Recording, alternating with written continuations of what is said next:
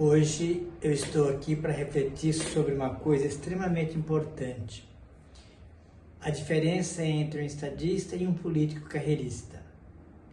O político carreirista é aquele que aproveita o discurso que seja de senso comum, mesmo que ele prejudique as pessoas para obter vantagem. Ele aproveita certas oportunidades sempre com um fim eleitoreiro. Para ele, não interessa nunca saber o que vai acontecer depois, fazer uma política que seja duradoura, que ultrapasse o seu tempo de existência. O político estadista não. Ele pensa primeiro no Estado como nação e pensa sobretudo no povo todo. Ele não separa uma parte do povo. Uma das políticas de Estado que para mim é super importante é a política do SUS. Porque o SUS, ele é para todos.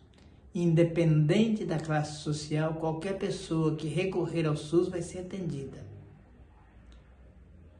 Não é uma política que divide, que separa. Esse é um exemplo. O político estadista é aquele que busca sempre oportunidade para o conjunto da nação. É aquele que jamais abre mão da sua soberania. O político estadista é aquele que resolve as questões do seu país. É aquele que não acredita no discurso que diz que não pode, que não dá. Porque dá. Como que o Brasil, sendo um país que é a nona economia do mundo, não vai ter dinheiro para resolver seus problemas? Tem. É só uma questão de prioridade. Aquilo que é prioridade para o quê? Se é prioridade para a saúde, para a educação, certo? Para o transporte, para a infraestrutura e assim por diante. Um político estadista, ele sempre pensa em atitudes que, mesmo que seja um pouco difícil hoje, mas que resolve o amanhã. Eu me lembro, em 2002, no final de 2002, o Brasil tinha uma dívida com o FMI que diziam ser impagável.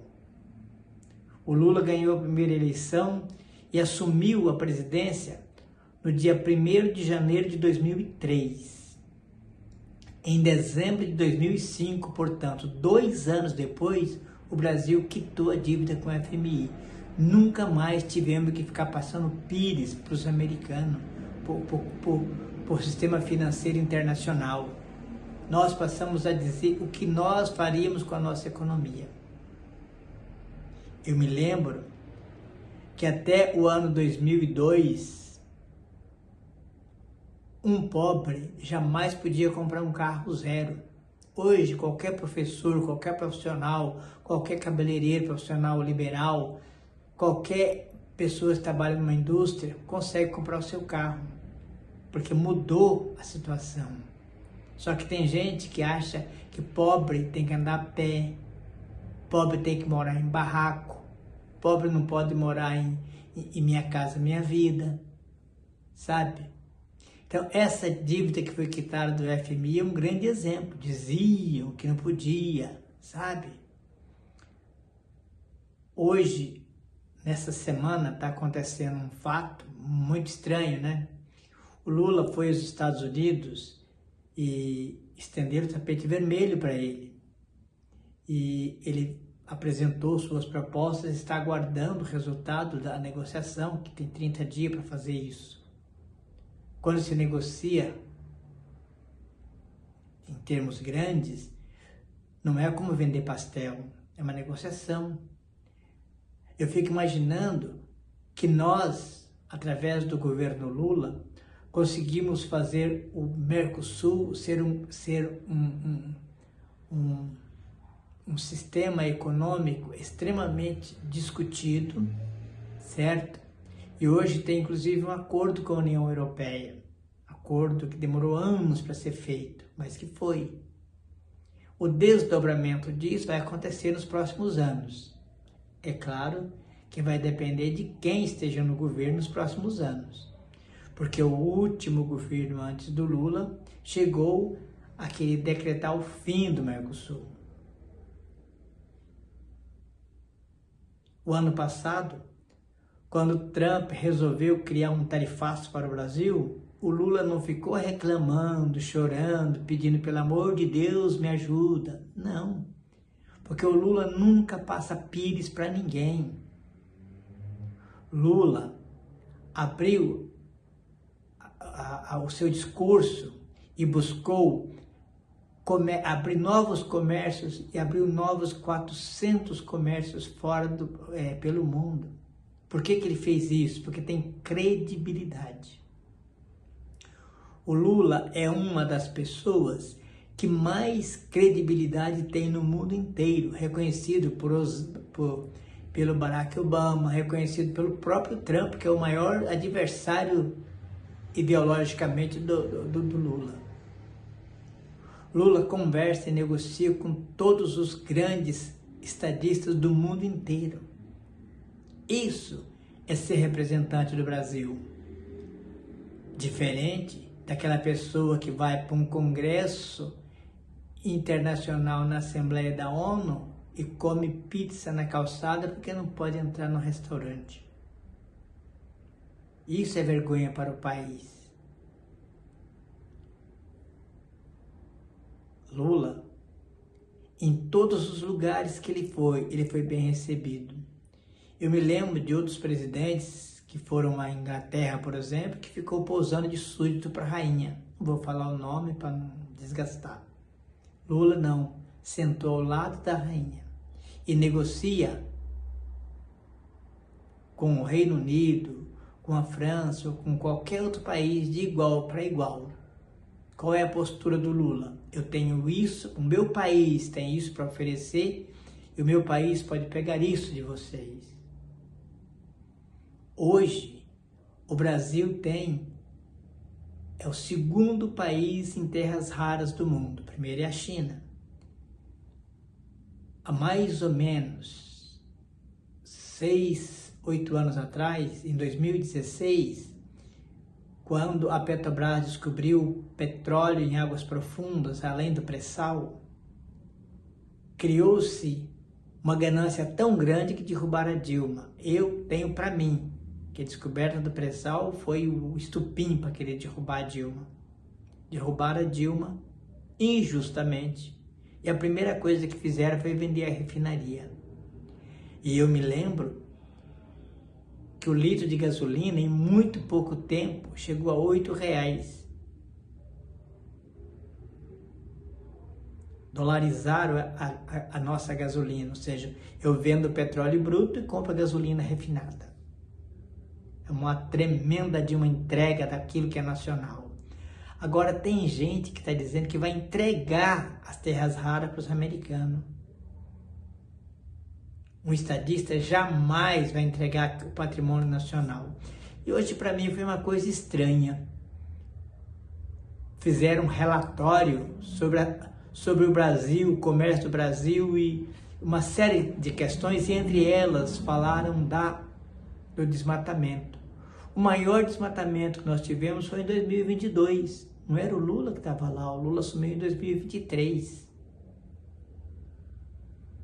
Hoje o ano passado, o Brasil teve uma queda de 20% no desmatamento. E aí me admira que os outros países destruíram toda a sua natureza, ou quase toda, e vem dar palpite no Brasil. Porque vai dar palpite na casa deles, não na nossa. Certo? Sabe? Aqueles caras que sentam no rabo e ficam puxando o rabo dos outros. Outra coisa também que me deixa muito entristecido. Aqui no Brasil, o agronegócio tem uma tendência enorme de não gostar do Lula. Tudo bem, eu entendo, cada pessoa gosta de quem gosta. Tem gente que gosta de olho, tem gente que gosta da remela, que eu posso fazer, né?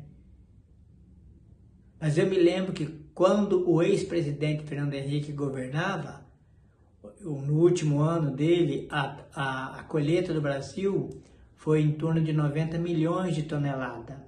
Quando o Lula teve o seu último ano de governo, já no primeiro ano, no segundo ano da presidente Dilma, o Brasil estava batendo 180 milhões de toneladas.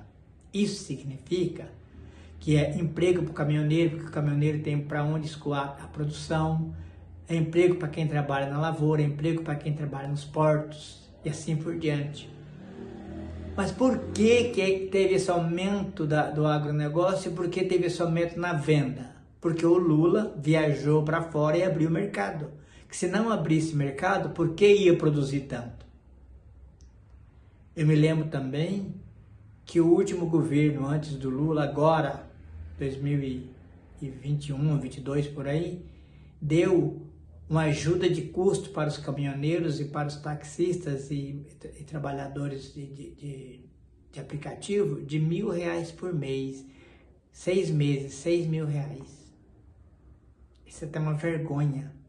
O que tem que dar é bastante produção, bastante comércio lá fora, não ficar brigando com todo mundo lá fora e acabando com as relações internacionais, diminuindo a venda, para ter que dar esmolinha de R$1.000.